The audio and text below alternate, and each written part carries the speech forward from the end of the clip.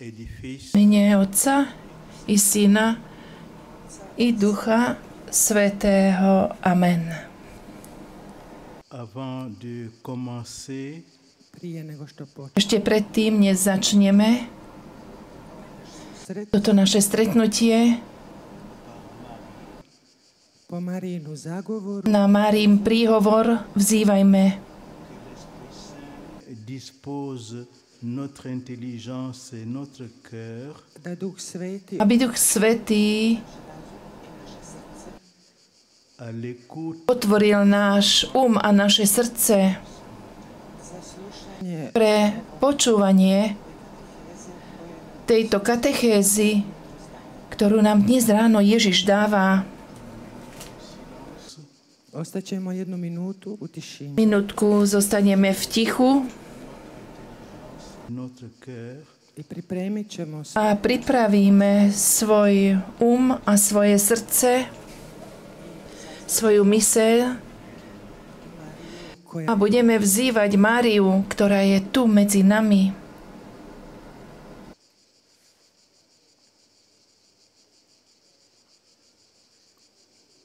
Je vous salue Marie, Zdravá Mária, milosti plná, Pán s tebou, požehnaná si medzi ženami a požehnaný je plod života tvojho Ježiš. Svätá Mária, Matka Božia, pros za nás hriešných, teraz i v hodinu smrti našej. Amen.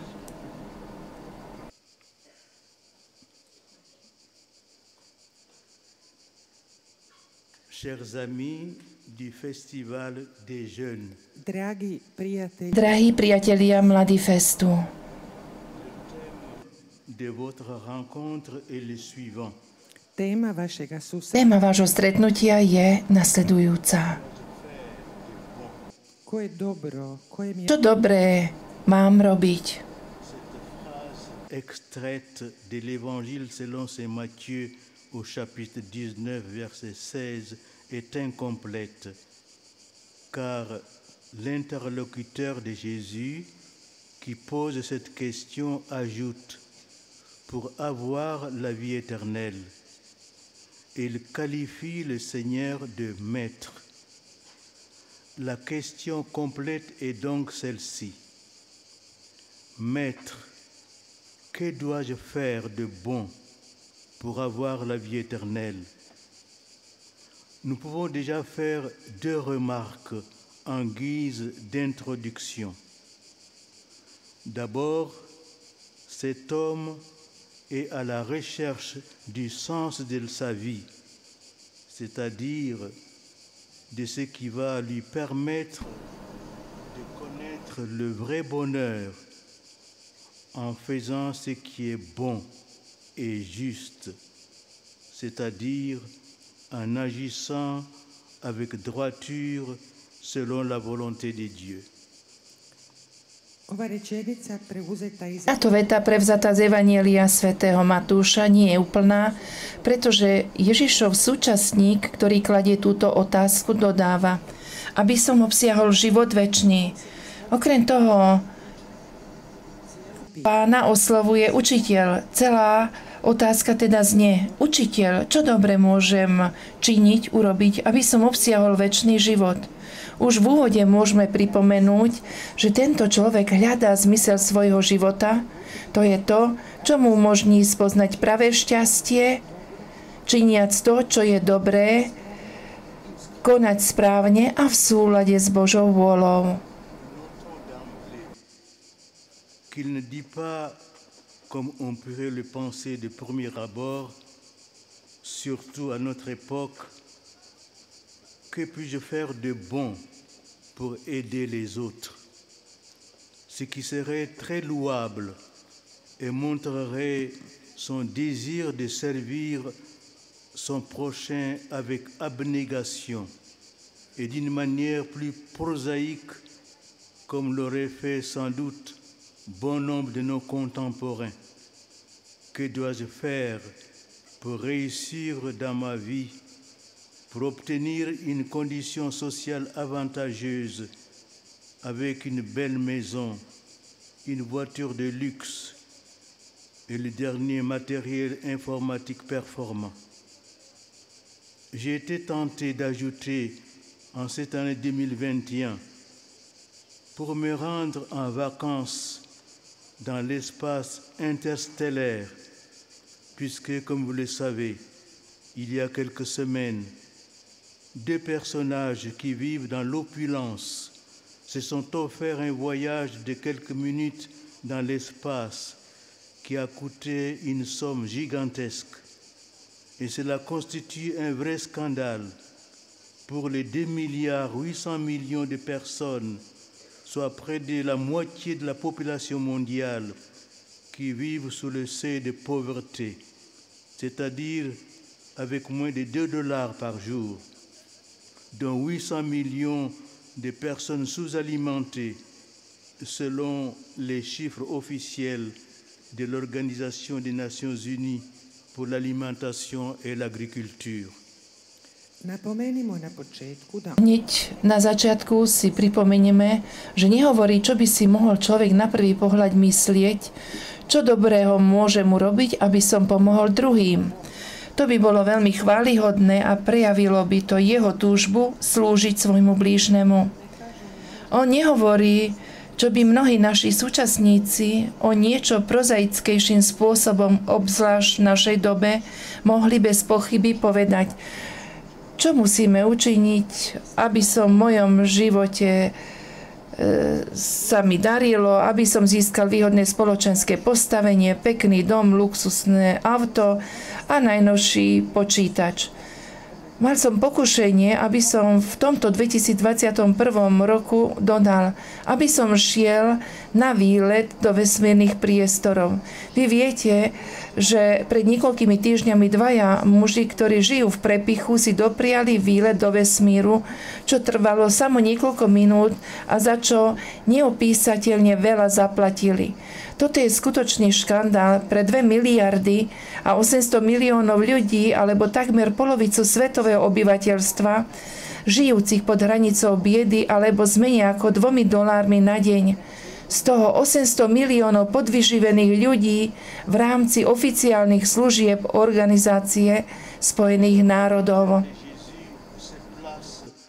Sur un autre plan, beaucoup plus élevé, le nouveau que je qualifierais de suprême et indépassable, car il s'agit de la vie éternelle, c'est-à-dire de la finalité ultime de toute vie humaine en ce monde. Et c'est pour cela que cette question nous intéresse, qu'elle vous intéresse, vous les jeunes, qui recherchez ardemment le sens de votre vie et donc sa finalité. Pourquoi vivons-nous? D'où venons-nous? Où allons-nous? Quel est le vrai sens de notre vie? Comment y parvenir? Ce sont là nos questions essentielles et quotidiennes. Ensuite, l'homme qui s'adresse à Jésus l'appelle maître, un mot qui est appliqué 46 fois au Christ Seigneur dans les évangiles.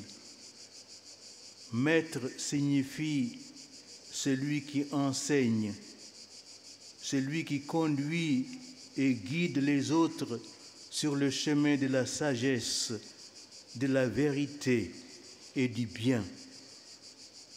Et comme vous le savez, Jésus est lui-même la vérité. Comme on peut le lire dans l'évangile de Matthieu, les foules restaient frappées de son enseignement, car il les enseignait en homme qui a autorité et non pas comme les scribes.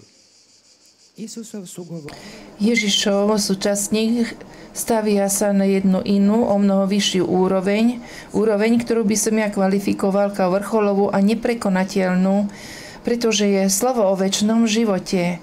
To je o konečnom cieli každého ľudského života v tomto svete. A preto jeho otázka nás zaujíma A preto zaujíma aj vás, mladí, ktorí horlivo hľadáte zmysel svojho života a tým aj jeho účel. Prečo žijeme, odkiaľ prichádzame, kam ideme, ktorý je skutočný zmysel života, ako to dosiahnuť. A potom človek, ktorý prišiel k Ježišovi, nazýva ho učiteľom. V evanjeliách tieto slova sa 46 krát vzťahujú na nášho Pána Ježiša Krista. Učiteľ je ten, kto učí, káže a vedie druhých na ceste múdrosti, pravdy a dobra. A vy viete, že samotný Ježiš je pravda. V Matúšovom evanjeliu čítame: keď Ježiš skončil tieto reči, zástupy žasli nad jeho učením, lebo ich učil ako ten, čo má moc, a nie ako ich zákonníci.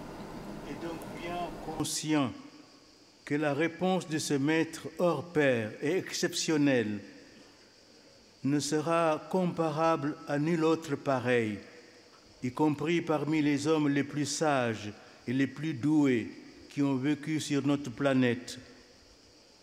Je pense ici aux plus grands philosophes de cette époque, ceux de la Grèce antique comme Platon ou Aristote, ou au XXIe siècle, à tous ces gens angoissés qui font confiance à des maîtres de pacotille en parcourant fiévreusement les livres de la littérature ésotérique dans laquelle ils pensent trouver des réponses à leur mal de vivre.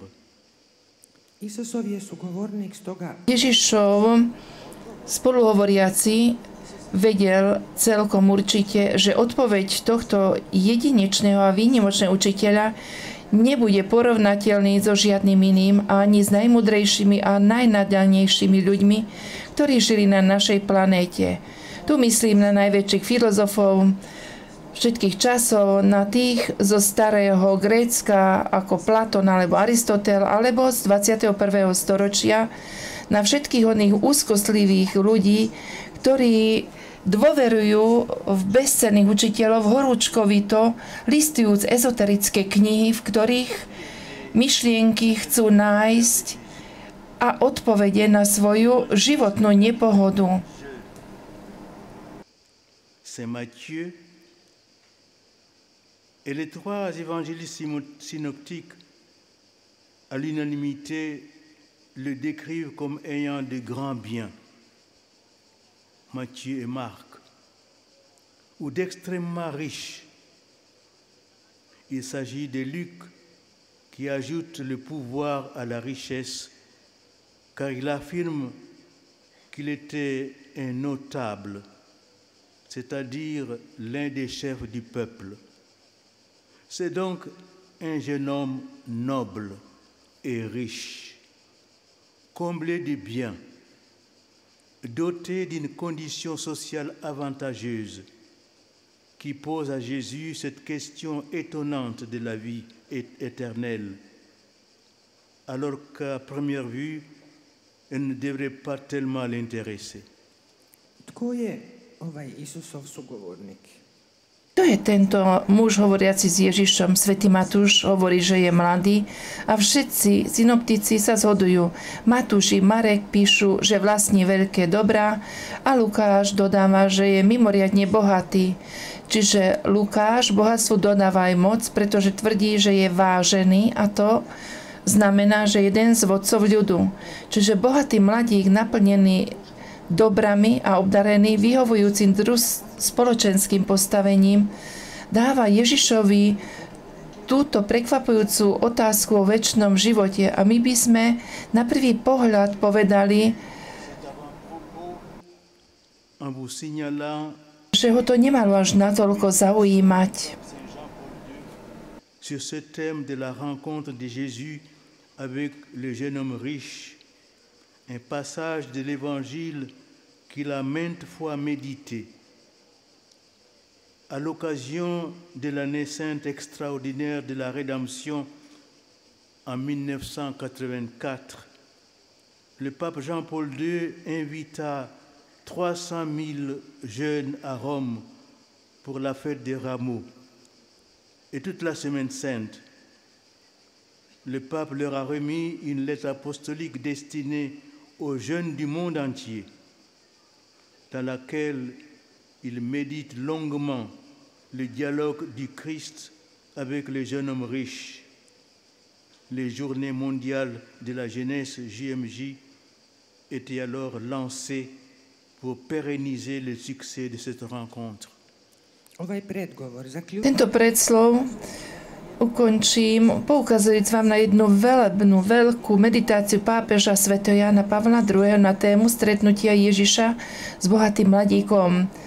V tomto úlomku časti Evanjelia, ktorý viackrát komentoval pri príležitosti mimoriadneho svätého roku vykúpenia v 1984. pápež Ján Pavol II pozval 300 000 mladých do Ríma na kvetnú nedeľu a celý Veľký týždeň.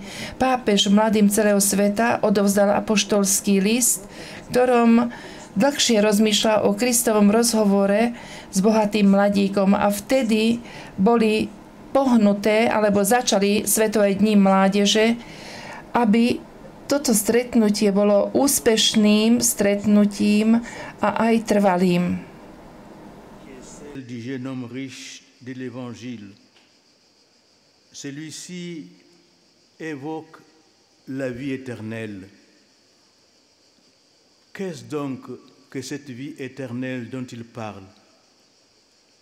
Est-ce un concept abstrait, très éloigné de nos préoccupations matérielles d'aujourd'hui, y compris les plus légitimes, une sorte de rêve ou même de mythe que véhiculent toutes les religions pour, comme l'affirmait Karl Marx, justifier l'oppression des puissances sur les plus faibles en leur laissant entrevoir un avenir meilleur dans un monde qui n'existe pas. La fameuse théorie de la religion opium du peuple. Et comment obtient-on cette vie éternelle? Par nos propres mérites? Ou plutôt par un don particulier de Dieu? Et si tel est le cas, dans quelle mesure participons-nous par nos bonnes œuvres à l'obtention de cette vie éternelle qui nous est promise? Dajme si túto základnú a rozhodujúcu otázku, ktorú dáva bohatý mladík z Evanjelia. On spomína večný život. Čo je, čiže ten večný život, o ktorom hovorí on?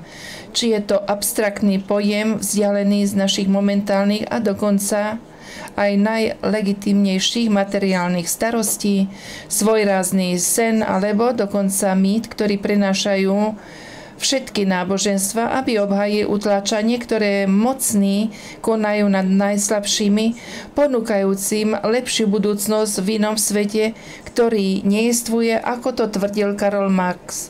To je ona známa teória o náboženstve ako o opiume národa. Ako prísť do toho večného života svojimi zásluhami alebo zvláštnym Božím darom? Ak je to tak, v ktorej miere svojimi dobrými skutkami sa zúčastňujeme a dosahujeme ten sľúbený večný život. Avec moi, le récit d'une autre rencontre de Jésus, cette fois avec un notable juif.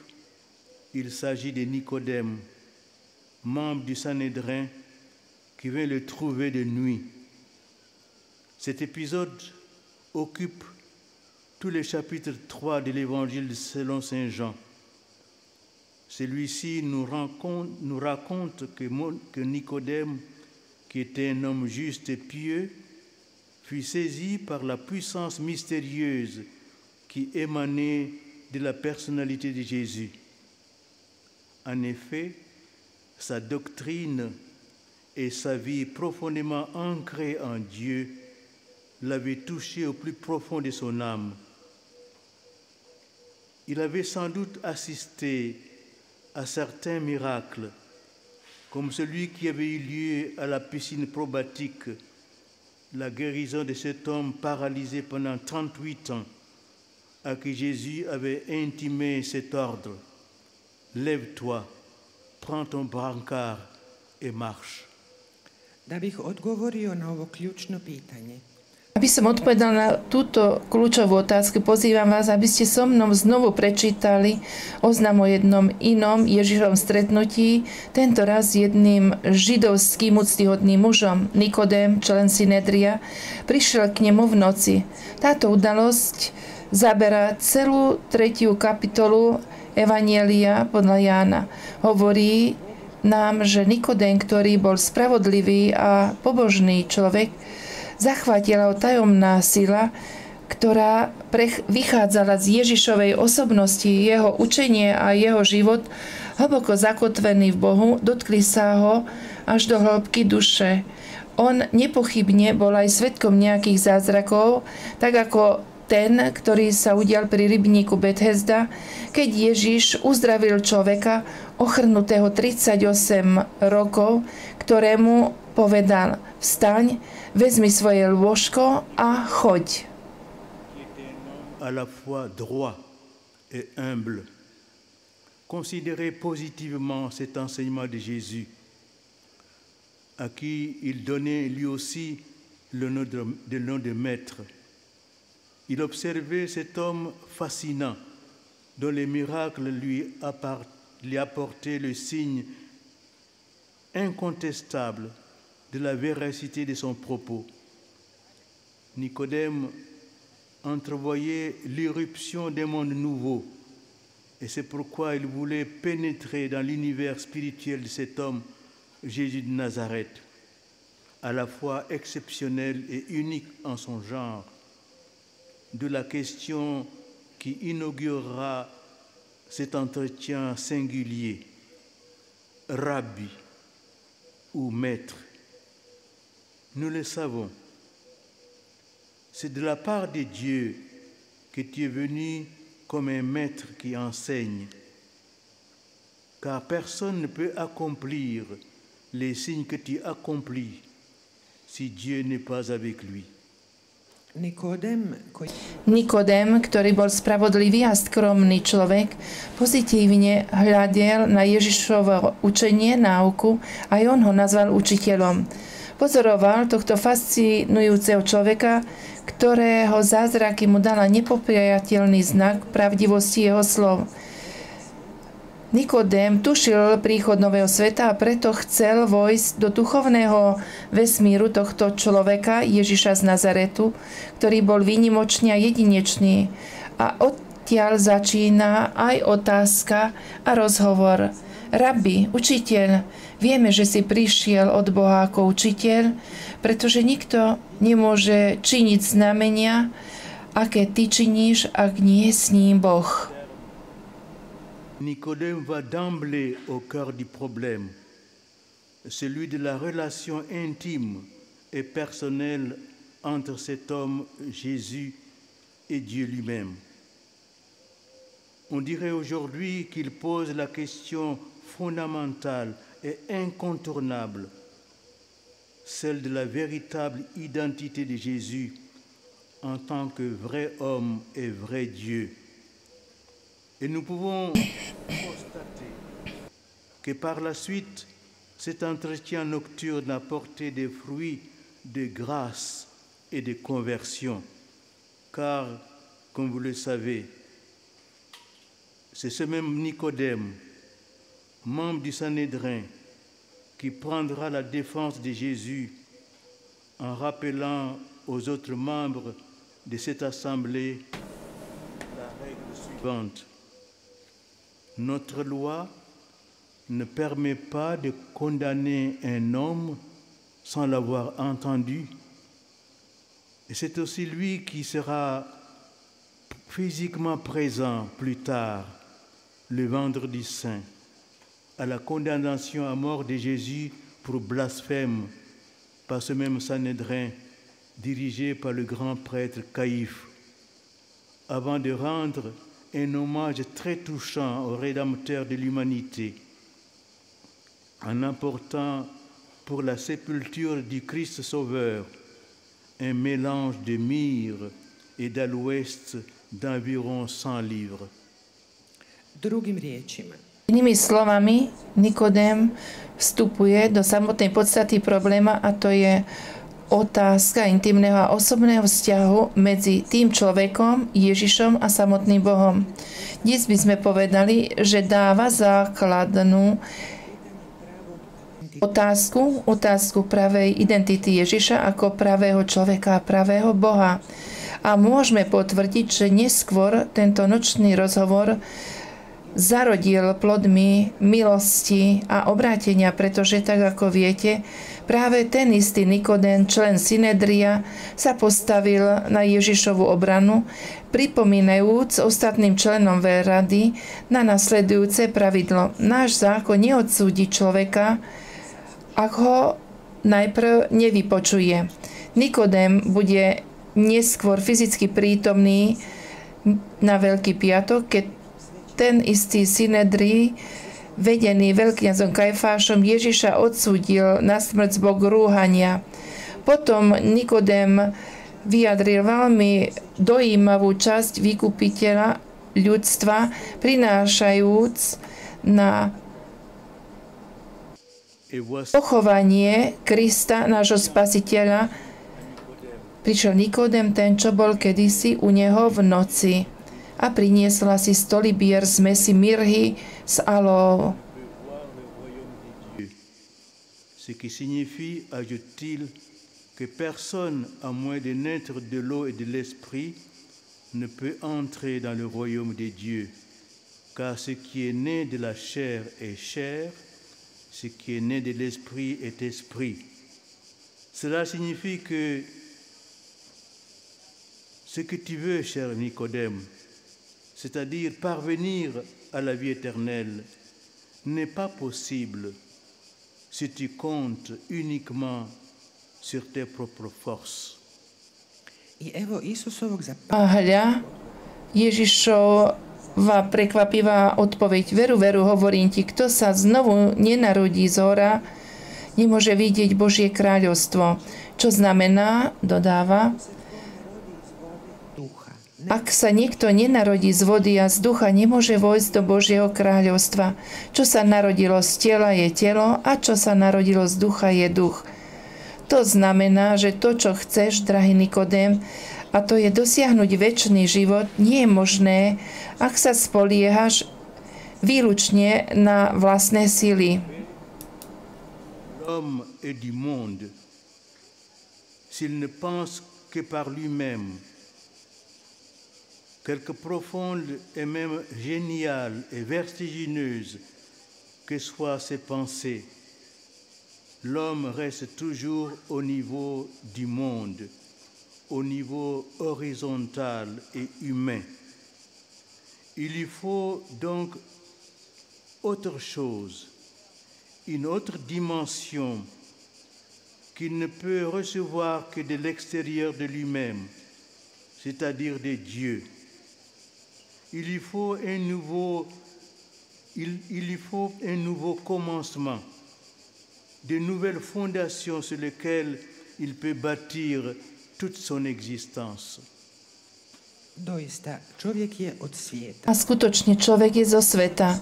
Ak rozmýšľa len svojou silou, nakoľko sú jeho myšlienky hlboké alebo aj dokonca geniálne a závratné, človek vždy zostáva na úrovni sveta a preto potrebuje niečo iné, inú dimenziu, ktorá môže prísť len mimo neho od Boha. Potrebuje nový začiatok, potrebuje nové základy, na ktorých môže budovať celú svoju existenciu. Ici, le principe d'une nouvelle vie à laquelle tout homme est appelé à naître. Face à Nicodème, qui prenant les paroles de Jésus au sens littéral, ne les comprend pas. Jésus va plus loin et précise qu'il parle bien d'une nouvelle naissance, réalisée par la venue de l'Esprit Saint, créateur dans l'âme de celui qui désire obtenir la vie éternelle. L'Esprit Saint dont nous appelons la venue dans notre âme en chantant l'hymne Veni Creator, viens Esprit Créateur, nous affranchit des limites de notre première naissance, dont il fait la matière d'une renaissance.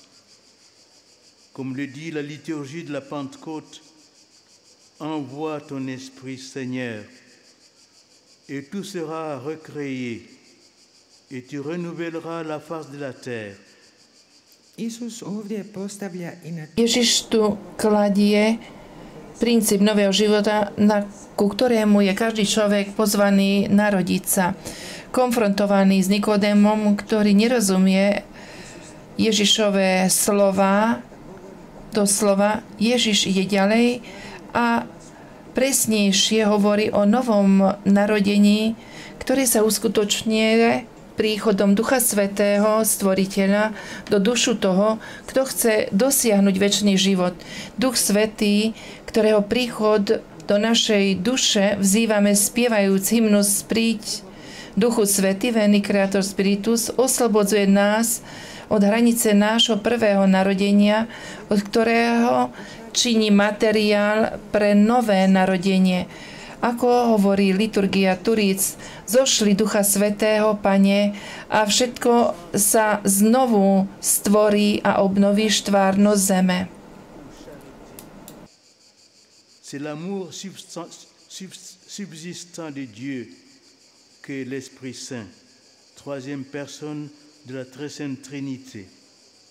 C'est lui, l'Esprit Saint, qui crée un homme nouveau à partir de la venue au monde naturel de la première naissance de chaque homme. Et notez bien que l'Esprit Saint a réalisé cela en tout premier lieu le jour de l'Annonciation, lorsque par lui, le Seigneur Jésus, le Verbe de Dieu, s'est fait homme dans le sein très pur de la Sainte Vierge Marie. Et par la foi, et donc par la rédemption accomplie par le Christ, tout homme peut recevoir ce don de la nouvelle naissance qui a pour nom la vie éternelle. Toto nové narodenie má meno Caritas alebo láska. A to je Božia láska, ktorá je Duchom Svätým, tretia osoba Najsvätejšej Trojice. On, Duch Svätý, tvorí, stvára nového človeka, vychádzajú od prirodzeného príchodu na svet u prvého narodeného a každého človeka. A majte na mysli, že je Duch Svätý, že to učinil ešte pred zvestovaním, keď skrze neho Pán Ježiš, Božie slovo, stal sa človekom v prečistom lone blaženej Panny Márie a vierou, čiže vykúpením, ktoré uskutočnil Kristus, každý človek môže prijať tento dar nového narodenia, ktorý sa nazýva večný život. Lui ne se perde pas, mais obtienne la vie éternelle. Car Dieu a envoyé son Fils dans le monde, non pas pour juger le monde, mais pour que le monde par lui soit sauvé. Kvôli tomu Ježiš na konci svojho rozhovoru s Nikodémom hovorí: Veď Boh tak miloval svet, že dal svojho jednorodeného syna, aby nezahynul nik, kto v neho verí, ale aby mal večný život. Lebo Boh neposlal syna na svet, aby svet odsúdil, ale aby sa skrze neho svet spasil. Sur la vie éternelle ne s'arrête pas à la constatation que nous devons renaître par l'Esprit Saint à une vie nouvelle. Cette renaissance ou nouvelle naissance dont parle Jésus à Nicodème, il faut aller plus loin en abordant la question du comment obtenir la vie éternelle. Jésus nous transmet la réponse par sa propre par son propre exemple. Naše rozmýšľanie o večnom živote nezastavuje sa na tvrdení, že sa musíme skrze Ducha Svätého znovu narodiť pre nový život a zakúsiť znovu narodenie alebo novonarodenie, o ktorom hovoril Ježiš Nikodémovi. Musíme ísť ďalej, kladúci otázku, ako dosiahnuť život večný. A Ježiš nám dáva odpoveď vlastným príkladom.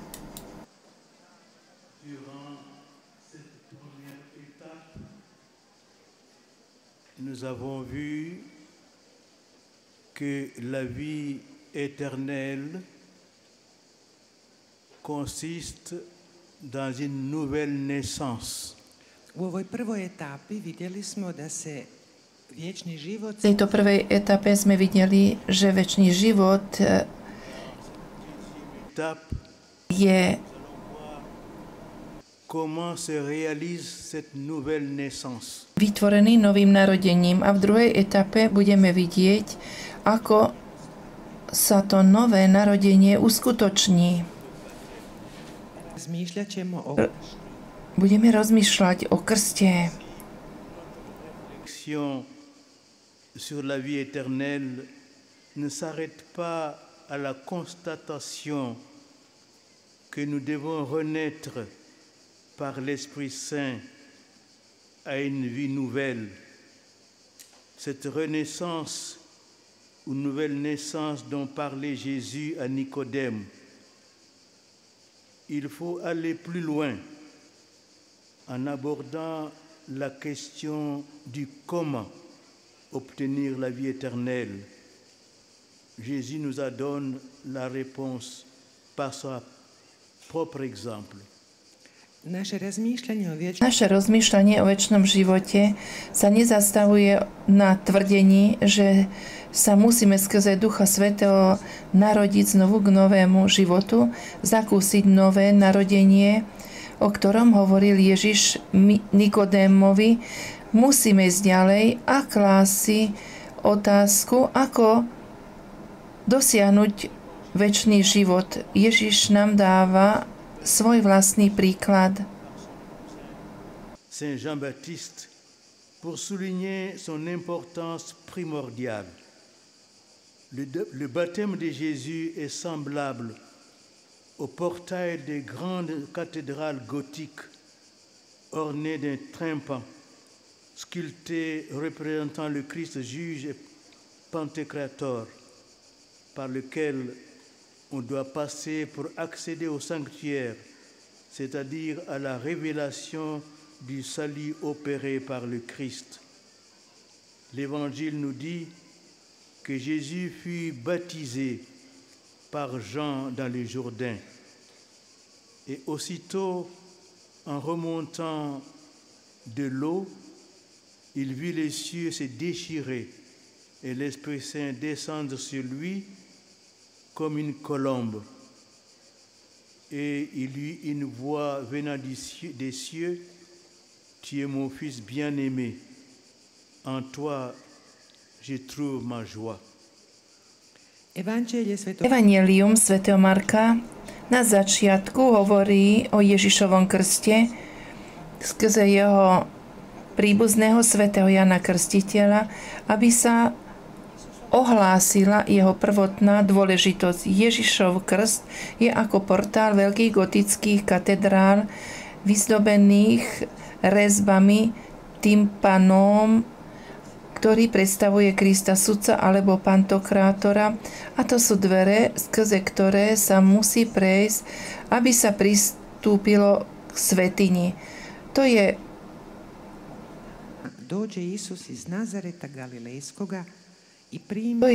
odkrytie spasenia, ktoré uskutočnil Kristus. Markovo evanjelium nám hovorí, v tých dňoch prišiel Ježiš z galilejského Nazareta a Ján ho pokrstil v Jordáne. V tom, ako vystupoval z neba, videl otvorené nebo a ducha, ktorý ako holubica zostupoval na neho, a z neba zaznel hlas: Ty si môj milovaný syn, v tebe mám zaľúbenie. En effet, la Sainte Trinité, le Père, le Fils et l'Esprit Saint, est invoquée dans la formule Jacques, Philippe, Marie-Madeleine, je te baptise au nom du Père et du Fils et du Saint-Esprit. Voilà la forme du sacrement. Quant à la matière, Saint Jean-Baptiste l'avait annoncé lui-même en affirmant avant le baptême de Jésus, « Moi, je vous ai baptisé avec de l'eau, lui vous baptisera dans l'Esprit Saint. » Tento text obsahuje to, čo robí základným elementom sviatosti krstu. Skutočne Najsvätejšia Trojica, Otec i Syn i Duch Svätý, vzývame slovami Jakub, Filip, Maria Magdaléna, ja ťa krstím v mene Otca i Syna i Ducha Svätého. Toľko o podobe sviatosti. Čo sa týka matérie, to svätý Ján Krstiteľ oznámil, keď pred Ježišovým krstom povedal, ja vás krstím vodom a on vás bude krstiť Duchom Svätým. Du sacrement. Depuis toujours, les hommes ont cru en elle un symbole à la fois de la vie et de la mort. Le Seigneur Jésus a fait sien ce symbolisme présent dans l'Ancien Testament. Depuis les eaux des premiers instants de la création jusqu'à l'eau du déluge, et cette eau vive qui jaillit du côté droit du temple de Jérusalem vers l'Orient, dans la vision du prophète Ézéchiel. Et Jésus y a introduit le mystère de la présence et l'œuvre de l'Esprit Saint. Voda je dakle materija. Že voda je matéria sviatosti, ľudia v nej od vekov spoznávali symbol života a smrti. Pán Ježiš si osvojil tú symboliku prítomnú v Starom zákone od vody, od prvých okamžikov stvárania až do vody u vízii proroka Ezekiela. A Isus je to potopy a živej vody, ktorá vyviera z pravej strany Jeruzalemského chrámu smerom na východ vo vízii proroka Ezekiela. Jean ajoute encore un autre élément au baptême, sans lequel celui-ci ne serait encore qu'un symbole. En plus de l'eau et de l'Esprit Saint, il y a aussi le sang, qui est celui de la rédemption, de la mort de Jésus sur la croix. Jean affirme ceci, c'est lui, Jésus-Christ, qui est venu par l'eau et par le sang, non pas seulement avec l'eau, mais avec l'eau et avec le sang. Et celui qui rend témoignage, c'est l'Esprit, car l'Esprit est la vérité. En effet, ils sont trois qui rendent témoignage, l'Esprit Saint, l'eau et le sang. Et les trois n'en font qu'un. No, ima i nešto više. Ale je tu aj niečo viac. Vo svojom prvom liste svätý Ján krstu dodáva ešte jeden element, bez ktorého by bolo len symbolom. Okrem vody a Ducha Svätého je to aj krv vykúpenia, krv Ježišovej smrti na kríži. Ján hovorí, on, Ježiš Kristus, prišiel cez vodu a krv, nie samo vo vode, ale aj vo vode a krvi. A duch je ten, ktorý svedčí, pretože duch je pravda. Pretože to troje, to svedčí duch, voda a krv. A to troje je jedno.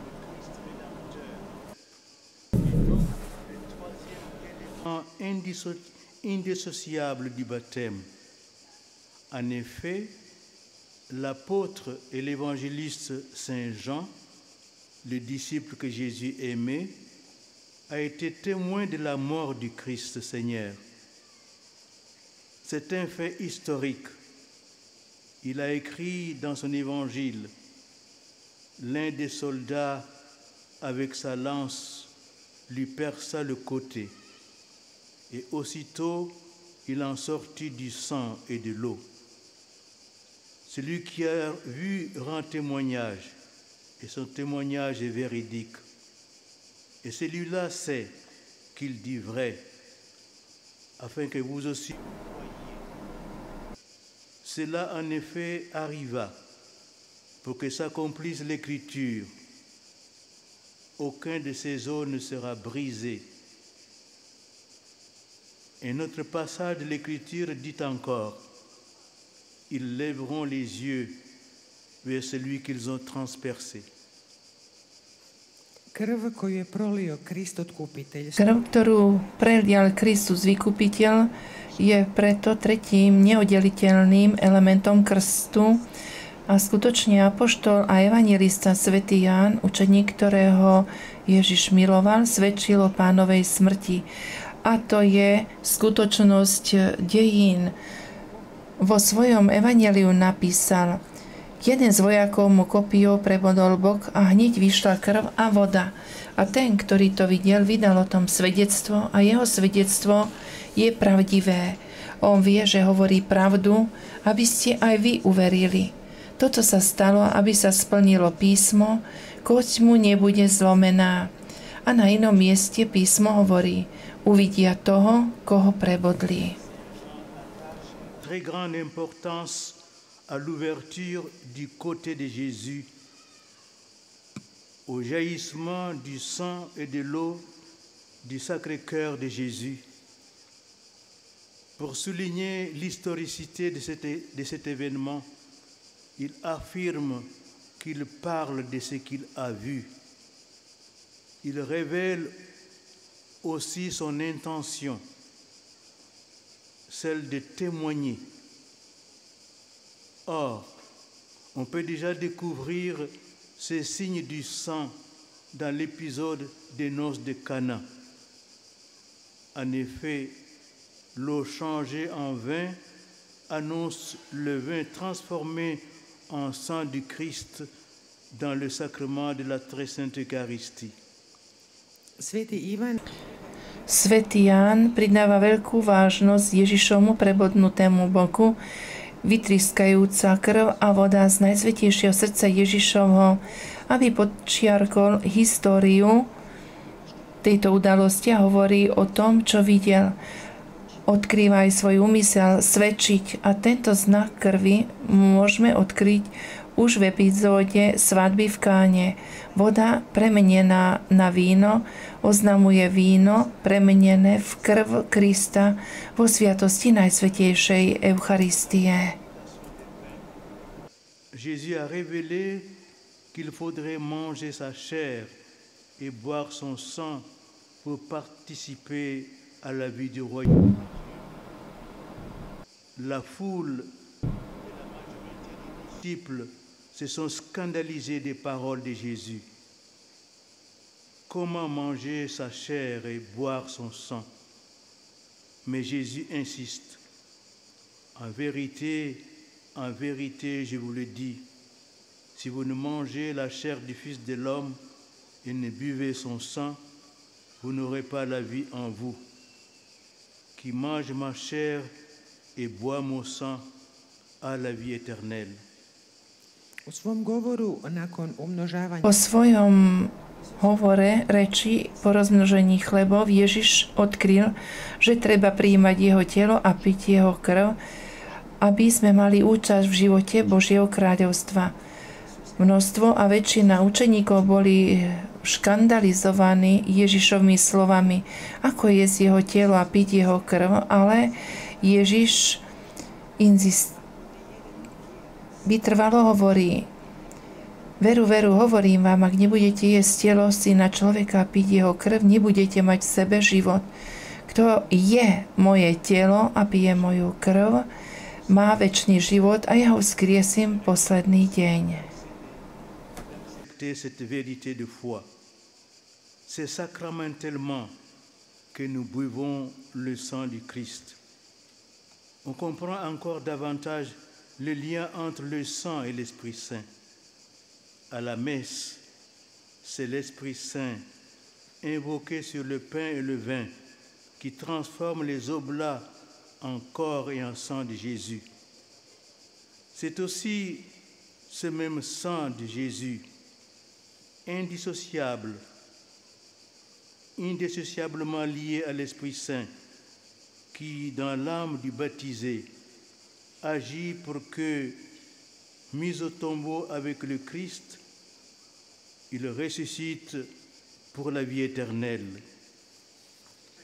C'est donc dans la mort du Christ sur la croix et immergé dans l'eau du baptême que nous sommes régénérés par l'Esprit Saint.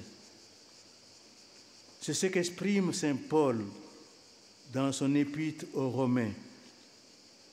Si nous sommes morts au Christ, comment continuer à vivre en lui?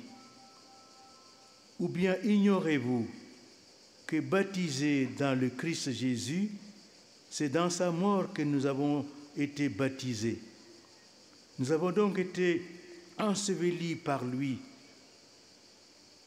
par le baptême dans la mort, afin que comme le Christ est ressuscité des morts par la gloire du Père, nous vivions nous aussi d'une vie nouvelle. Mais si nous sommes morts avec le Christ, nous croyons que nous vivrons aussi avec lui. Bez Ducha Svätého je nemožné prijať túto pravdu viery. My sviatostne prijeme Kristovu krv. Teraz ešte lepšie rozumieme spojenie medzi krvou a Duchom Svätým. U svätej omši Duch Svätý, vzývaný nad chlebom a vínom, premieňa hostiu na Ježišovo telo a krv. A tá istá Ježišova krv, nerozdeliteľne spätá s Duchom Svätým, pôsobí v duši pokrsteného tak, že on položený do hrobu s Kristom je vzkriesený pre večný život. To vyjadruje svätý Pavol v liste Rimanom. Veď sme zomreli hriechu, ako by sme v ňom ešte mohli žiť? Alebo neviete, že všetci, čo sme boli pokrstení v Kristovi Ježišovi, v jeho smrť sme boli pokrstení. Krstom sme teda s ním boli pochovaní v smrť, aby sme tak, ako bol Kristus skriesený z mŕtvych, Otcovou slávou, aj my, aby sme žili novým životom. Lebo ak sme s ním zrástli a stali sa mu podobným v smrti, tak mu budeme podobní aj v zmrtvých staní. Ale ak sme zomreli s Kristom, veríme, že s ním budeme aj žiť. Ambroise développer cet aspect du mystère de la rédemption dans ces textes magnifiques que je cite. Sans l'invocation de la croix du Seigneur, l'eau n'est d'aucune utilité pour le salut. Mais lorsqu'elle a été consacrée par le mystère de la croix qui donne le salut, elle est toute prête pour fournir le bain spirituel et la boisson du salut. C'est pour cela que tu as lu qu'il y a dans le baptême 3 témoins qui se rejoignent en un seul témoignage: l'eau, le sang et l'Esprit Saint. Car si tu en retires un seul, le sacrement du baptême disparaît. Qu'est-ce que l'eau en effet sans la croix du Christ? Un élément ordinaire sans portée sacramentelle. Le catéchumène croit lui aussi en la croix du Seigneur Jésus, dont il a reçu le signe. Mais s'il n'a pas été baptisé au nom du Père et du Fils et du Saint-Esprit, il ne peut recevoir le pardon de ses péchés, ni recueillir les dons de la grâce spirituelle. Svätý Ambrózie Milánsky Svätý Ambróz Milánsky rozvil tento aspekt tajomstva vykúpenia, prijatý pri krste v tomto prekrásnom texte. Bez vzývania Pánovho kríža z vody nie je žiaden nosoch pre spásu, ale keď je posvetená tajomstvom kríža, ktorý dáva spásu, celá je pripravená pre duchovný kúpel a nápoj spásy. Preto ste čítali, že v krste jestvujú traja svedkovia, ktorí sú spojení v jedno svedectvo, voda, krv a Duch Svätý. Pretože ak vylúčite len jeden, sviatosť krstu zmizne.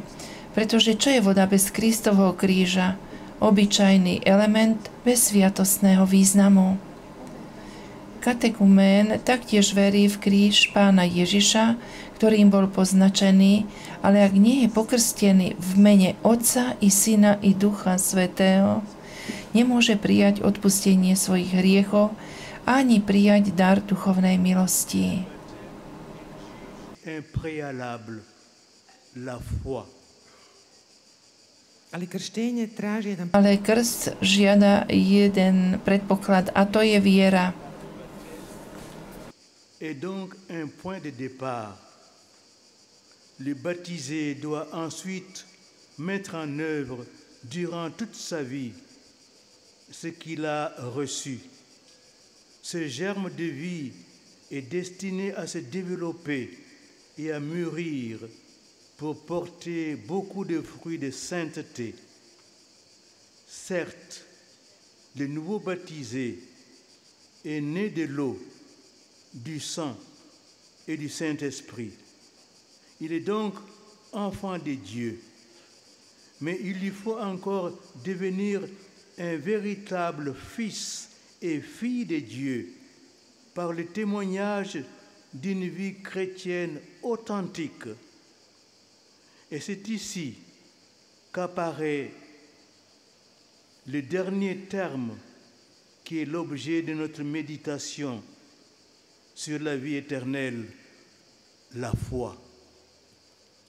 Byť roden od Boha, Byť narodený od Boha z krstu je začiatočný bod. Pokrstený potom musí počas celého svojho života praktizovať to, čo prijal. Tento klíčok života je predurčený pre rozvoj a dozrievanie, aby priniesol mnohé plody svetosti. Novopokrstený je narodený z vody, krvi a Ducha Svätého. On je Božím dieťaťom, ale až teraz sa musí stať pravým Božím dieťaťom, synom alebo dcérom, svedčiať autentickým kresťanským životom.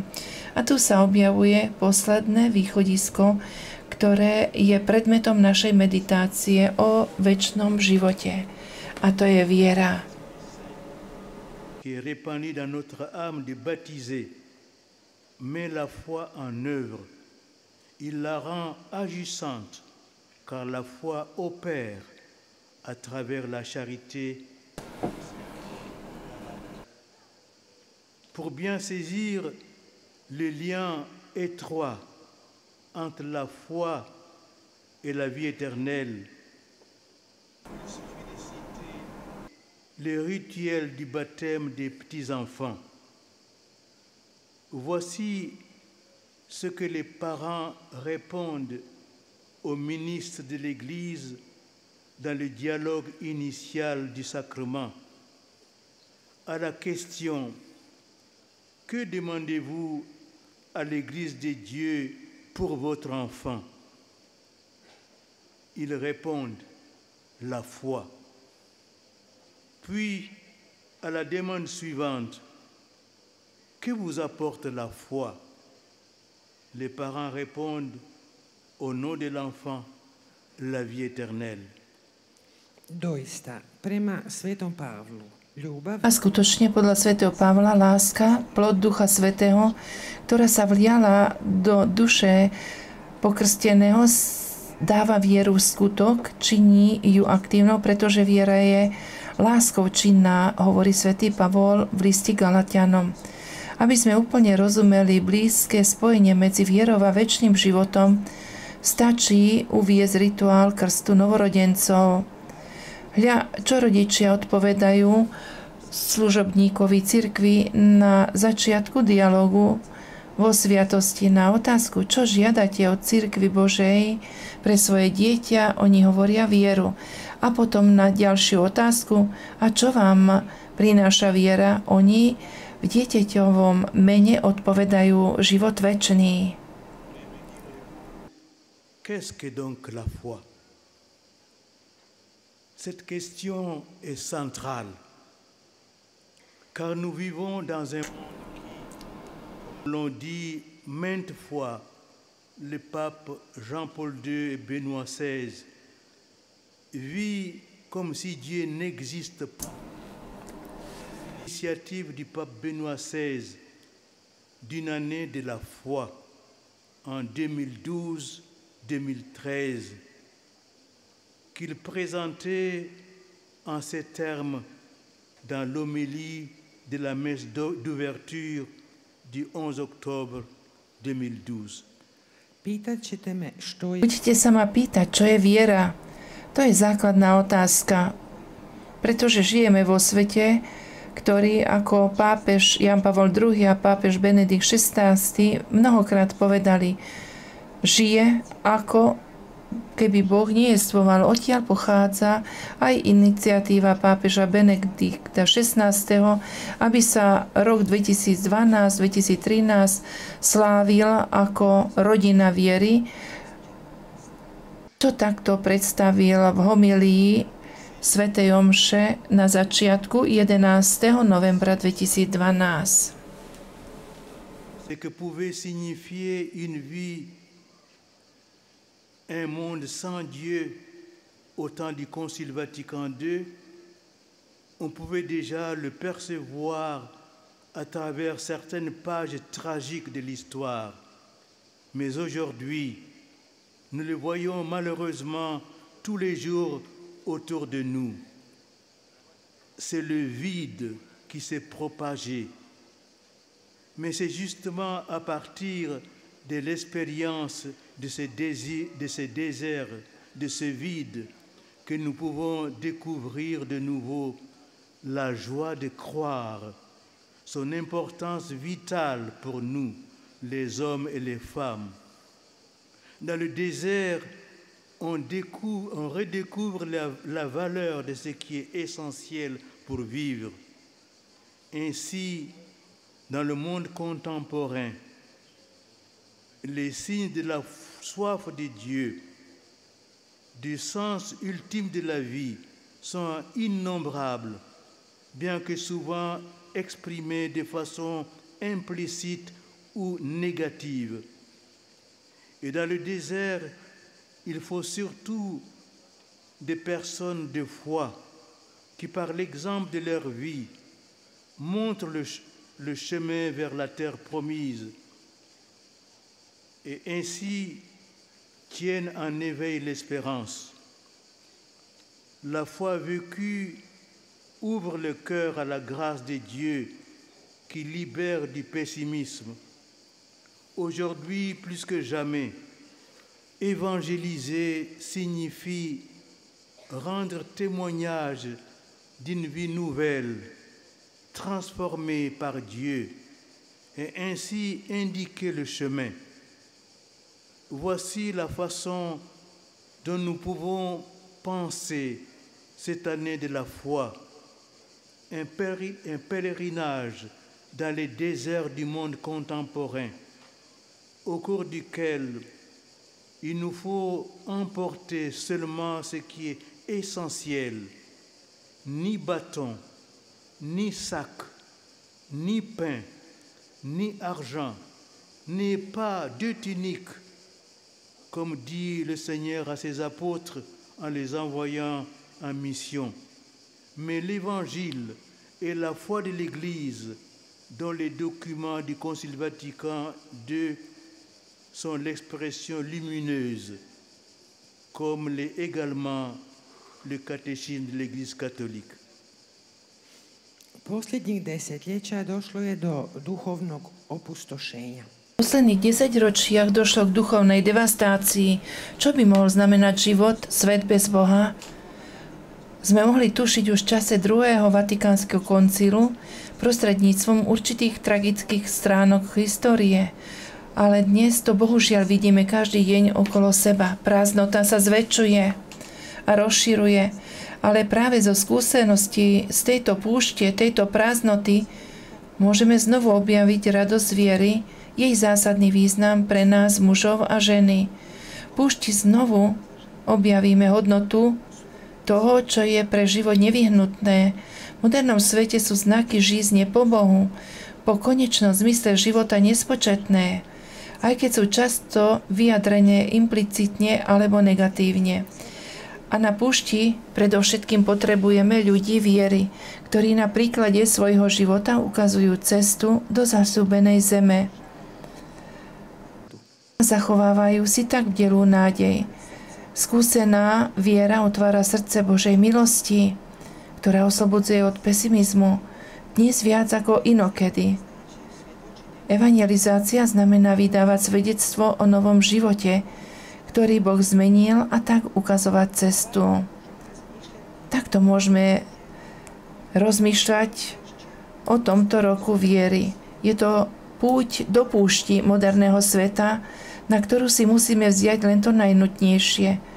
Na cestu si neberte nič, ani palicu, ani kapsu, ani chlieb, ani peniaze, ani dvoje šiat nemajte, hovorí Pán svojim apoštolom, keď ich posiela, ale evanjelium a vieru cirkvi, ktoré vynikajúcim vyjadrením sú dokumenty druhého Vatikánskeho koncilu a katechizmus katolíckej cirkvi. Siècle, tout en suggérant le remède à cette apostasie qui, telle une lèpre, ronge les âmes de nos contemporains et aussi nos sociétés sécularisées, en les laissant exsangues sur le plan spirituel. En effet, chers jeunes, vous connaissez tous des gens qui n'ont pas la foi ou qui n'ont plus au moins ou plus ou moins abandonné la foi, et que vous en rencontrez tous les jours dans vos familles, parmi vos amis et sur les lieux d'études et du travail et des loisirs. Et puis, combien parmi les baptisés qui déclarent avoir la foi vont à la messe chaque dimanche, se confessent régulièrement et prient chaque jour? Combien de chrétiens acceptent de recevoir filialement tout l'enseignement de l'Église, y compris celui qui concerne la morale? Et puis, sans doute, chacun de vous a-t-il vécu à sa façon le passage d'une foi d'enfant à une foi adulte, qui correspond souvent à la crise de l'adolescence. Pápa Benedikt XVI Pápež Benedikt XVI vtedy opísal zlo nášho 21. storočia a navrhol liek na toto odpadlíctvo, ktoré podobne ako malomocenstvo pojedá duše našich súčasníkov, ale aj našich sekularizovaných spoločností, pričom ich necháva duchovne prázdnych. A skutočne, drahí mladí, všetci poznáte ľudí, ktorí nemajú vieru, alebo vieru viac menej zanechali. A stretávate sa s nimi každý deň vo svojich rodinách, medzi priateľmi, v škole, v práci, vo voľnom čase. Ale koľko pokrstených, ktorí tvrdia, že majú vieru, chodia každú nedeľu na omšu, chodia pravidelne na spoveď a modlia sa každý deň. Koľkí kresťania synovsky súhlasia s tým, aby prijali celú náuku cirkvi, vrátane tej, ktorá sa týka morálky. Okrem toho, každý z vás nepochybne zažil prechod z detskej viery na vieru dospelej osoby, čo svojím spôsobom často zodpovedá kríze dospievania. La connaissance de cette vertu théologale de la foi, nous devons préalablement nous libérer d'une fausse idée qui la concerne. Je voudrais évoquer une ambiguïté quant à l'objet de la foi. Beaucoup de chrétiens sont persuadés qu'avoir la foi consiste à être convaincu de l'existence de Dieu et de celle de Jésus-Christ. Avançons un peu plus loin dans l'approfondissement de la foi. On peut affirmer que la vie éternelle est déjà commencée puisque nous avons été déjà donnés dans le baptême. Kako bismo napredovali u Aby sme pokročili v poznaní teologickej cnosti viery, musíme sa najskôr zbaviť falošnej predstavy o viere. Chcel by som uviesť jednu nejasnosť týkajúcu sa témy viery. Mnohí kresťania sú presvedčení, že viera sa týka presvedčenia, že Boh a Ježiš z Nazaretu jestvujú. Ale poďme o krok ďalej v prehlbovaní našej viery. A môžeme povedať, že večný život sa už začal, pretože nám bol už daný krstom. Chers jeunes, dragi mládi, demandons au Seigneur d'augmenter Drahí mladí, molimo Gospodina da nam prosme Pána, aby nám rozmnožil vieru. la suite de mon enseignement va être plus concret et s'adresser plus spécialement à vous les jeunes dans le quotidien de votre existence. nastavak moje kateheze Pokračovanie mojej katechézy bude konkrétnejšie a bude sa viac vzťahovať na vás, týkať sa vás a váš každodenný život. En étant un témoin du Christ. Ce mot témoin fait aussitôt penser à celui de martyr, qui est le mot grec correspondant à celui de témoin. Et nous savons que le martyr apparaît à la suite du Christ comme un grand acte d'amour en réponse à l'immense amour de Dieu. Comme le dit la Constitution sur l'Église du Concile Vatican II, Lumen Gentium, le martyr dans lequel le disciple est assimilé à son maître, acceptant librement la mort pour le salut du monde et dans lequel il devient semblable à lui, est considéré par l'Église comme une grâce éminente et la preuve suprême de la charité. Dakle, vječni život se stječe Čiže večný život sa získava vydávaním svedectva o Kristovi. Slovo svedok pochádza z gréckeho slova martýr, čo znamená mučeník. Vieme, že mučeníctvo v nasledovaní Krista sa objavuje ako veľký akt lásky, ako odpoveď na nesmiernu Božiu lásku.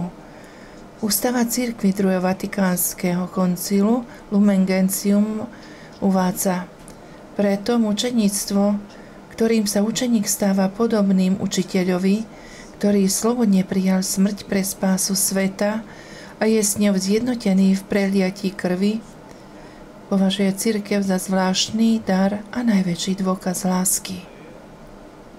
L'Église enseigne depuis toujours que ceux qui subissent la mort en raison de la foi, sans avoir reçu le baptême, sont baptisés par leur mort pour et avec le Christ. Et le baptême du sang porte tous les fruits du baptême sans être un sacrifice. Saint Jean Chrysostome explique ce qu'est ce baptême du sang. Et ne vous étonnez pas que j'appelle le martyre un baptême, puisque le Saint-Esprit descend alors avec l'abondance de ses grâces, puisque c'est la rémission des péchés, l'âme purifiée d'une manière merveilleuse, étonnante. Et de même que ceux qu'on baptise sont lavés dans l'eau, de même les martyrs sont lavés dans leur propre sang. Crkva je uvijek naučavala da oni koji zbog... Cirkev vždy učila, že tí, ktorí kvôli viere podstúpia smrť a neprijali krst, sú pokrstení svojou smrťou za Krista a s ním. Tento krst krvi prináša všetky plody krstu, aj keď nie je sviatosťou.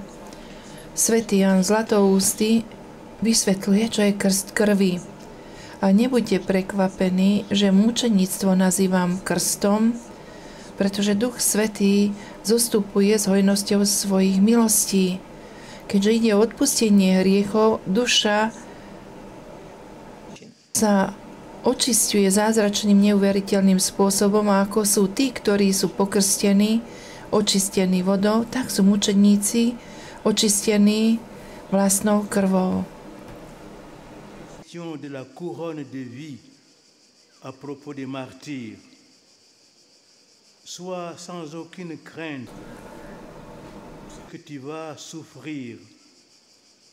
Voici que le diable va jeter en prison certains d'entre vous pour vous mettre à l'épreuve, et vous serez dans la détresse pendant 10 jours. Sois fidèle jusqu'à la mort, et je te donnerai la couronne de la vie. Cette couronne est destinée à tous les baptisés, fidèles, mais elle est particulièrement offerte à ceux qui souffrent, qui subissent la persécution pour Jésus, et bien souvent jusqu'à la mort. U knjizi Otkrivenja Svetoga Ivana Zjavenia svätého Jána, pokiaľ sa jedná o mučeníctvo, hovorí sa o korune života. Neboj sa toho, čo máš trpieť. Hľa, diabol niektorých z vás má uvrhnúť do väzenia, aby ste boli skúšaní a budete 10 dní v súžení. Buď verný až do smrti a dám ti veniec života. Táto koruna, ten veniec je určený všetkým pokrsteným veriacim, ale ponúka sa predovšetkým tým, ktorí trpia prenasledovaním pre Ježiša, často dokonca až na smrť. Jean-Paul II avait invité les chrétiens à ouvrir les yeux sur les martyrs de notre époque. Au Colisée, le 7 mai 2000, au cours de la commémoration œcuménique des témoins de la foi au XXe siècle, le pape polonais a rappelé que l'expérience des martyrs et des témoins de la foi n'est pas une caractéristique propre au premier temps de l'Église, mais qu'elle est la marque de chaque époque dans son histoire, puisqu'il a souligné le fait qu'au cours du XXe siècle, peut-être plus encore que dans les débuts du christianisme, très nombreux ont été ceux qui ont témoigné de la foi au milieu des souffrances qu'ils ont endurées d'une manière héroïque. Ils ont subi des formes de persécution anciennes et nouvelles. Ils ont fait l'expérience de la haine et de l'exclusion, et du rejet, de la violence et de l'assassinat. Le XXe siècle a connu les horreurs des deux guerres, les temps de concentration, les camps de concentration et les génocides.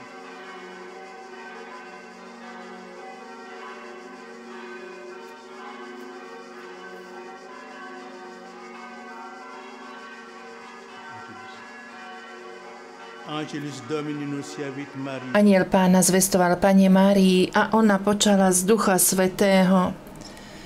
Zdravá Mária, milosti plná, Pán s Tebou, požehnaná si medzi ženami a požehnaný je plod života Tvojho, Ježiš. Hlas služobnica Pána, nech sa mi stane podľa Tvojho slova. Zdravá Mária, milosti plná, Pán s Tebou, požehnaná si medzi ženami a požehnaný je plod života Tvojho, Ježiš. Ora pro nobis sancta Dei genitrix. A slovo sa telom stalo a prebývalo medzi nami. Modlíme sa, Bože, za anielovho zvestovania. Vieme, že Tvoj syn Ježiš Kristus sa stal človekom. Prosíme ťa, vlej nám do duše svoju milosť, aby nás jeho umučenie a kríž priviedli k slávnemu skrieseniu skrze Krista nášho Pána. Amen.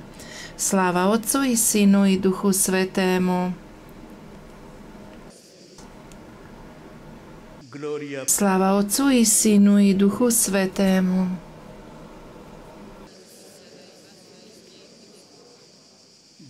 Sláva Otcu i Synu i Duchu Svätému.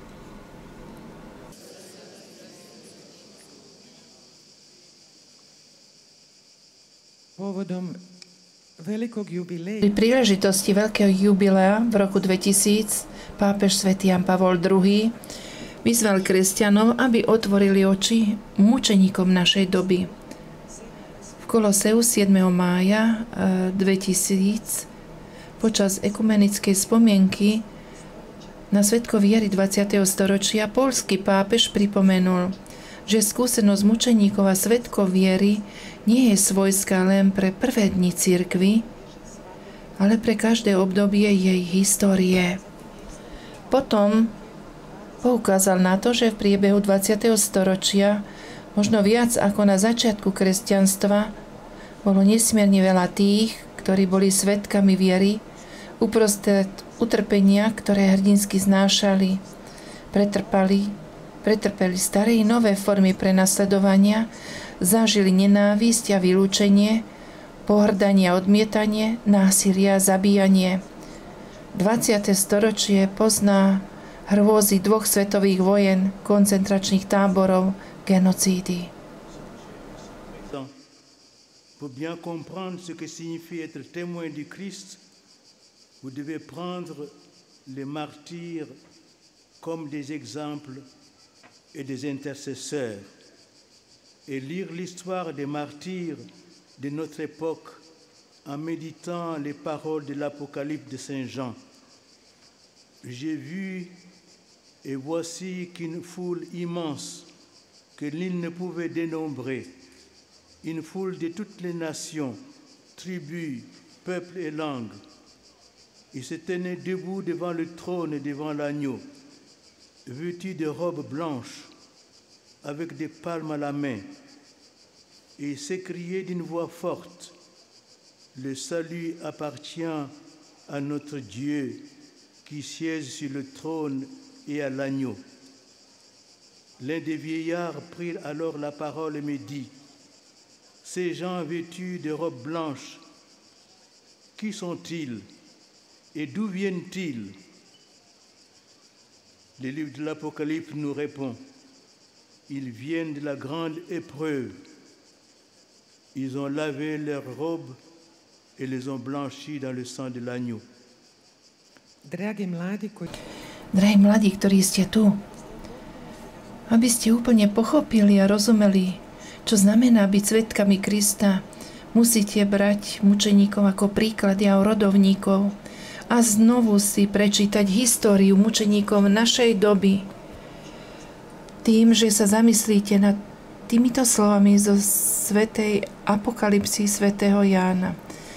Potom som videla, hľa, veľký zástup, ktorý nik nemohol spočítať zo všetkých národov, kmeňov, plemien a jazykov, stáli pred trónom a pred baránkom, oblečení do bieleho rúcha, v rukách mali palmy a mohutným hlasom volali: Spása nášmu Bohu, ktorý sedí na tróne, a baránkovi.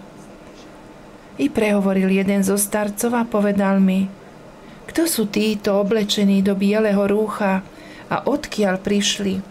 Kniha Zjavenia nám odpovedá: Pán môj, ty to vieš. A on mi povedal: To sú tí, čo prichádzajú z veľkého súženia. Oprali si rúcha a zbielili ich v baránkovej krvi.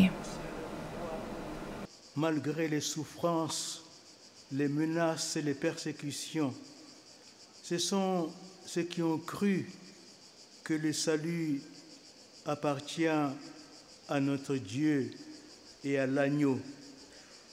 Ce sont aussi les innombrables victimes du nazisme, dont Saint Maximilien Marie Kolbe, qui, dans l'enfer d'Auschwitz, demanda à être enfermé dans le bunker de la faim à la place d'un père de famille. Nous allons fêter ce grand martyr polonais le 14 août prochain, la veille de la solennité de l'Assomption. To sú svi oni koji se u naše vrijeme nisu odrekli svoje vjere. Všetko sú tí, ktorí sa v dnešnej dobe nevzdali svojej viery, napriek utrpeniu, hrozbám a prenasledovaniu.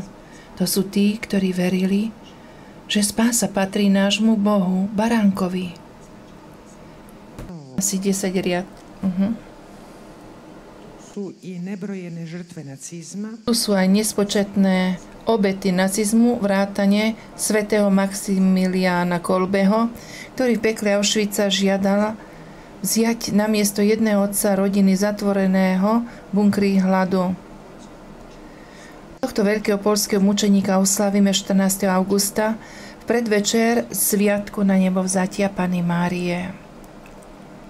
Missionnaire dont je vais donner qu'un exemple parmi tant d'autres.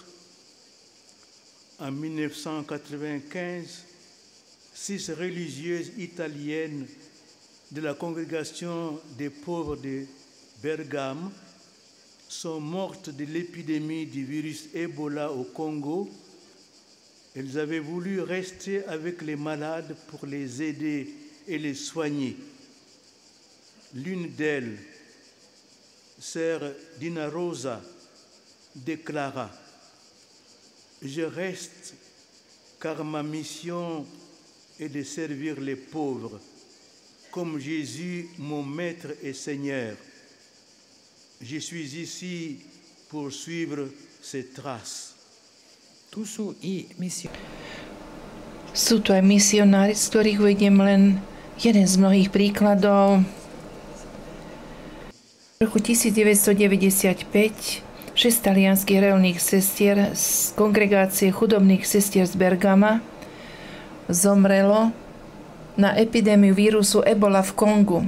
Chceli zostať s chorými, aby im pomáhali a liečili ich.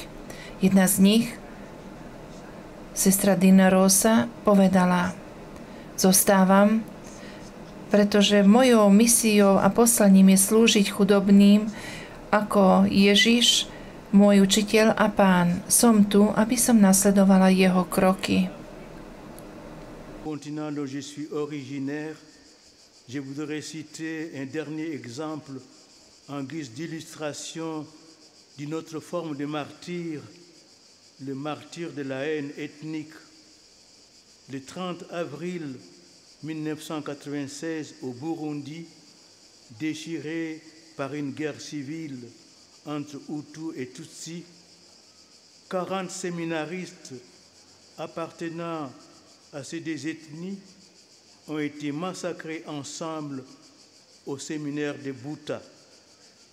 Leurs bourreaux les avaient enfermés dans une même pièce, puis ils leur avaient demandé de se séparer entre Hutus et Tutsis, mais ils refusèrent en affirmant qu'ils étaient d'abord et avant tout des chrétiens et que le baptême les unissait dans le Christ.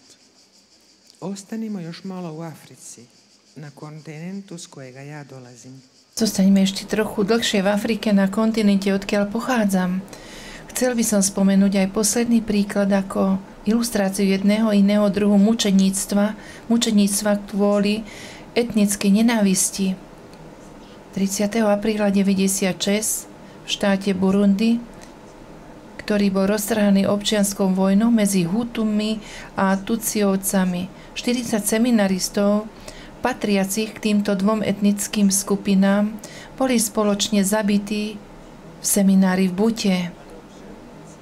Ich kati ich zavreli do tej istej miestnosti, potom ich požiadali, aby sa rozdelili medzi Hutov a Tutcov, ale títo odmietli a tvrdili, že sú predovšetkým kresťania a krst ich zjednotil v Kristovi. Je vous pose cette question. Voulez-vous embrasser l'héritage de ces signes de la croix et de la résurrection? C'est le beau combat de la foi que vous aurez à mener et que bon nombre d'entre vous mènent déjà avec un grand courage.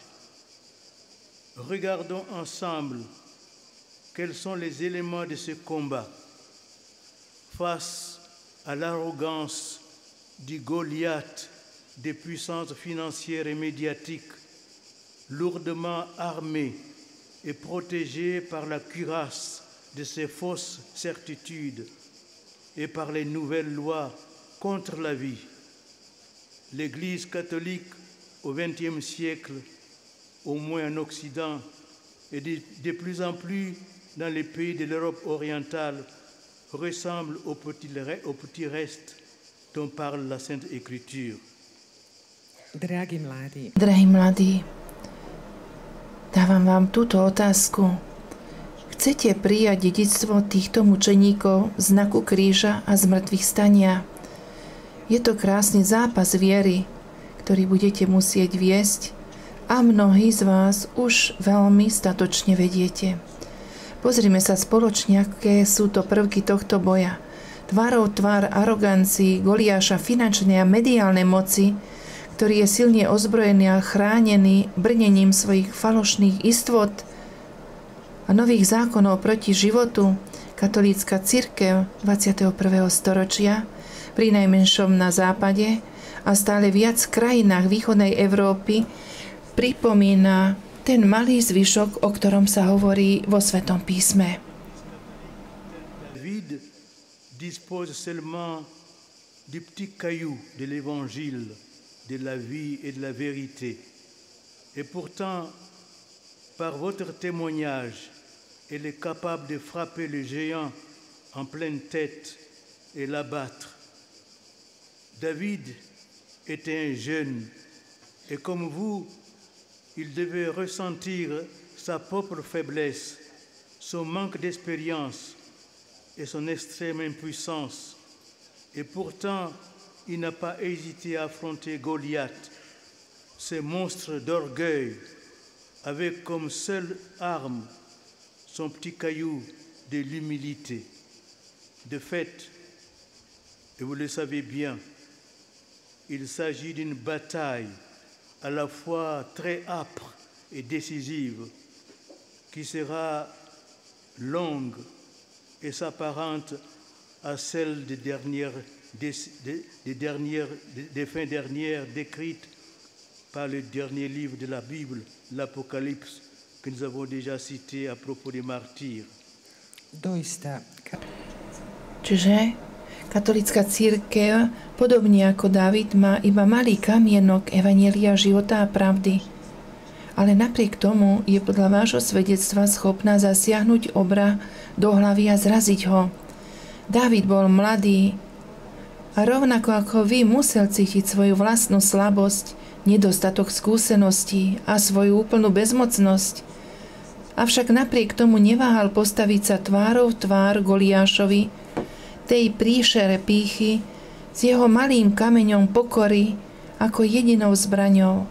A v skutočnosti, a vy to dobre viete, je to boj trpký a rozhodný, ktorý bude dlhý a bude podobný tomu na konci časov, ako je opísaný v poslednej knihe Biblie, knihe Zjavenia, ktorú sme už citovali o mučeníkoch. Dernier point,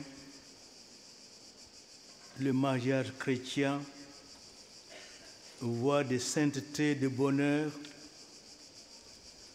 Ces derniers points me semblent essentiels. La meilleure arme du combat pour la foi consiste à rendre témoignage pour la vie. Oui, comme le disait déjà le pape Saint Paul VI, le monde attend de vous plus que des paroles. Il veut voir les témoins du bel amour conforme à la sainte volonté de Dieu, celui du mariage. Alors, sœurs jeunes, soyez heureux de vivre de vraies fiançailles, sans cohabitation, pour bien vous préparer à ce jour unique du oui définitif que vous prononcerez en vous mariant. Za prevoditelje prelazimo na 6. poglavlje, kršćanski brak, put svetosti i sreće. I konačno, posljednja bitna točka. Najbolje oružje u borbi za vjeru. A nakoniec posledný dôležitý bod, najlepšia zbraň boji za vieru spočíva vo vydávaní svedectva o živote. Áno, tak ako už povedal pápež svätý Pavol VI, svet od vás očakáva viac než slová. Chce vidieť svedkov krásnej lásky v súlade so svetou Božou vôľou, svedkov manželstva. Preto, drahí mladí, buďte radi, že budete prežívať skutočné zásnuby bez predchádzajúceho spoločného života, aby ste sa dobre pripravili na tento jedinečný deň definitívneho áno, ktoré si poviete, keď sa zosobášite. Le sacrement du mariage, il signifie l'union du Christ et de l'Église. Il donne aux époux la grâce de s'aimer de l'amour dont le Christ a aimé son Église d'une façon totale, exclusive et irrévocable. Le sacrement perfectionne ainsi l'amour humain des époux, affermit leur unité indissoluble et le sacrifice sur le chemin de la vie éternelle. Podsjetimo se ukratko što je sakrament braka. On znači sjedinjenje. Pripomeňme si v krátkosti, čo je sviatosť manželstva. Ljube onom ljubavlju. Ona znamená zjednotenie Krista a cirkvi, dáva manželom milosť milovať tou láskou, s ktorou Kristus miloval svoju cirkev, a to úplným, výnimočným a neodvolateľným spôsobom. Milosť sviatosti tak zdokonaluje ľudskú lásku manželov, posilňuje ich nerozbitnú jednotu a posväcuje ich na ceste k večnému životu. Ouverture, oser l'aventure du mariage chrétien. L'Église pose des exigences qui sont étroitement liées à l'amour matrimonial et conjugal vrai, c'est-à-dire responsable. C'est pourquoi elle prône la paternité et la maternité responsable en refusant toute action qui, soit par prévision de l'acte conjugal, soit dans son déroulement, soit dans le développement de ses conséquences naturelles, se proposerait comme but ou comme moyen de rendre impossible la procréation.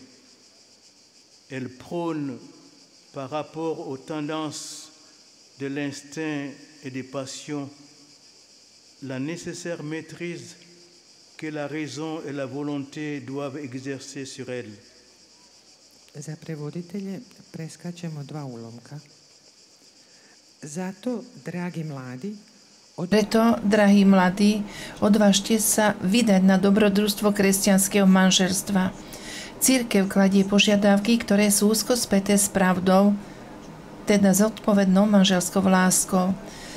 Preto jej záleží na zodpovednom otcovstve a materstve tým, že odmieta akékoľvek kroky, ktoré by v očakávaní manželského aktu, v jeho priebehu alebo v jeho prirodzených dôsledkoch smerovali k zabráneniu plodenia dieťaťa alebo k tomu používali prostriedky a obhajuje, pokiaľ ide o inštinkty a vášne, aby nad nimi vládli rozum a vôľa. Qui consiste à l'apprentissage de la maîtrise de soi, qui est une pédagogie de la liberté humaine, dit le catéchisme de l'Église catholique. En effet, la chasteté est une vertu morale. Elle est aussi un don de Dieu, une grâce, un fruit de l'œuvre spirituelle. En effet, le Saint-Esprit donne d'imiter la pureté du Christ à celui qui a régénéré l'eau du baptême. Et rappelons aussi que parmi les péchés gravement contraires à la chasteté, il faut citer la masturbation, la fornication, la pornographie et aussi les pratiques homosexuelles. J'insiste sur le mot pratique, qu'il faut distinguer des tendances qui peuvent affecter certaines personnes. Riječ je o vrlini čednosti ili čistoty. Týka statočnosti, čistoty, ktorá vyžaduje dosiahnutie sebaovládania, čo je výchova k ľudskej slobode, hovorí katechizmus katolíckej cirkvi. A skutočne cudnosť je morálnou cnosťou. Je to tiež Boží dar, milosť, ovocie ducha. Tomu, kto je znovuzrodený vodou krstu, Duch Svätý dáva dedičstvo Kristovej čistoty, hovorí katechizmus katolíckej cirkvi. Pamätajme tiež na to, že medzi ťažkými hriechmi, ktoré sú v rozpore s čistotou, musíme spomenúť masturbáciu, smilstvo, pornografiu a homosexuálne praktiky. Trvám na slovách praktiky, čiže prax, ktoré by sa mali odlišovať od náklonností, ktoré môžu vplývať na určitých ľudí. Le pape Jean-Paul II aux jeunes, je le cite, la permissivité morale ne rend pas les hommes heureux.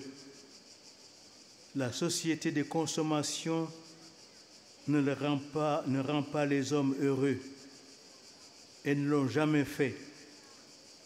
Et voici ce qu'il a ajouté au sujet de la vertu de chasteté. Jeunes gens et jeunes filles, ayez un très grand respect de votre corps et du corps des autres. Que votre corps soit au service de votre moi profond.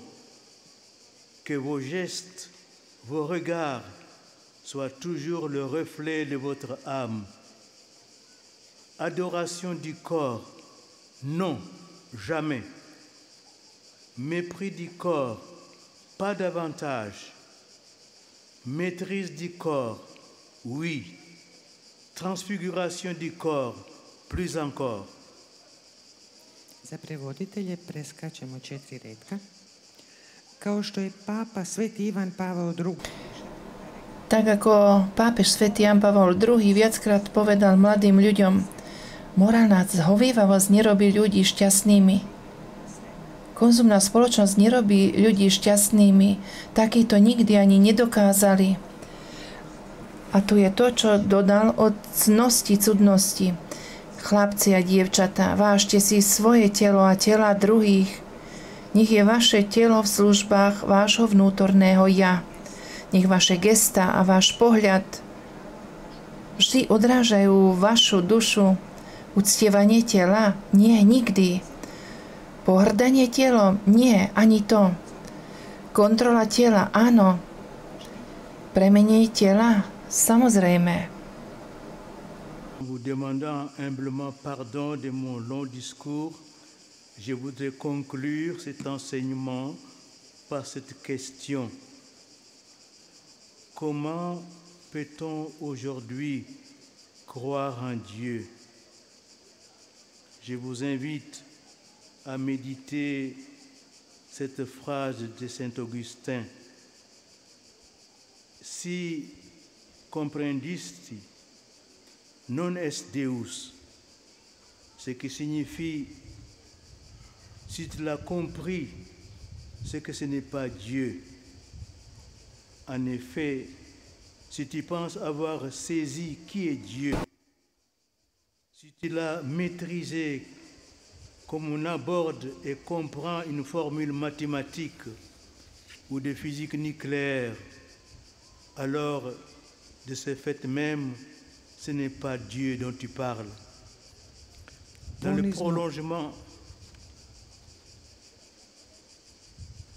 prolongement de cette pensée, je voudrais vous lire cette prière qui nous vient d'un grand auteur chrétien du IVe siècle, Saint Grégoire de Nazianze, qui vivait en Cappadoce. Ce sera ma prière avec vous et pour vous. Ponizno vas molim da mi oprostite što sam ovoliko odužio. Pokorne vás prosím, aby ste mi odpustili, že som to takto pretiahol, ale túto prednášku chcem ukončiť touto otázkou. Ako sa dnes môže veriť v Boha? Pozývam vás, aby ste rozmýšľali nad touto vetou svätého Augustína. Si comprehendisti non est Deus. Čo znamená? Ak si rozumel, to znamená, že to nie je Boh. A skutočne, ak si myslíte, že ste pochopili, kto je Boh, ak ste tým zvládli spôsob, ku ktorému pristupuje a chápe ho matematický vzorec alebo jadrová fyzika, potom to znamená, že nehovoríte o Bohu. Ako rozšírenie tejto myšlienky by som vám rád prečítal modlitbu, ktorú nám prináša veľký kresťanský autor 4. storočia, svätý Gregor Nazianský, ktorý žil v Kapadókii. Toto bude moja modlitba s vami a za vás. De tout, n'est-ce pas là tout ce qu'on peut chanter de toi? Quel hymne te dira? Quel langage? Aucun mot ne t'exprime. À quoi l'esprit s'attachera-t-il? Tu dépasses toute intelligence. Seul tu es indicible, car tout ce qui se dit est sorti de toi. Seul tu es inconnaissable. Ce que tu penses est sorti de toi. O ty, ktorý si nad všetkým. Či nie je v tomto všetko, čo sa dá o tebe spievať? Ktorá pieseň tá vyjadrí, vysloví? Aký jazyk? Žiadne slovo ťa nemôže vysloviť. Čomu sa myseľ pripúta? Ty prekračuješ všetok rozum. Ty jediný si nevysloviteľný, pretože všetko, čo je vyslovené, pochádza od teba. Ty sám si nepoznateľný, pretože všetko, čo sa myslí, pochádza od teba. Et ceux qui sont muets te proclament. Tous les êtres, ceux qui pensent et ceux qui n'ont point de pensée, te rendent hommage. L'universel, le désir universel, l'universel gémissement tend vers toi. Tout ce qui est te prie. Et vers toi, tout être qui pense ton univers fait monter un hymne de silence. Tout ce qui demeure, demeure par toi. Par toi subsiste l'universel mouvement. Slavete sva bića. Oslavujú ťa všetky bytosti, tie, ktoré hovoria, a aj tie, ktoré mlčia. Kláňajú sa ti všetky bytosti, tie, ktoré rozmýšľajú, a aj tie, ktoré nemyslia. Vzdávajú ti hold. Všetky túžby, všetky výkriky volajú k tebe. Všetko, čo jestvuje, sa modlí Tebe. K Tebe každá bytosť, ktorá uvažuje o Tvojom vesmíre, vyzdvihuje hymnu z ticha. Všetko, čo žije, žije v Tebe. Skrze Teba jestvuje univerzálny pohyb. Tu es la fin. Tu es tout être. Tu n'en es aucun. Tu n'es pas un seul être. Tu n'es pas leur ensemble. Ty si cíľ svých Ty bytostí. si cieľom všetkých bytostí. Ty si každá bytosť a nie si ani jedna. Ty nie si len jedna bytosť. Ty nie si ich zlúčenie. Et comment te nommerai-je? Toi le seul qu'on ne peut nommer. Quel esprit les nuées qui couvrent le ciel même. Prends pitié, ô toi l'au-delà de tout. N'est-ce pas tout ce qu'on peut chanter de toi? Amen. Zoveš sa svým imenima. Nazývaš sa všetkými menami, ale ako ťa mám volať? Ty si jediný, koho nemožno menovať. Ktorý nebeský duch bude môcť preraziť oblaky, ktoré prekrývajú iba nebo? Zmiluj sa, ó Ty, ktorý si nad všetkým, či to nie je všetko, čo sa o Tebe dá spievať. Amen. Au nom du Père et du Fils et du Saint-Esprit. Drahí mladí, žehnám vás v mene Otca i Syna i Ducha Svätého. Amen.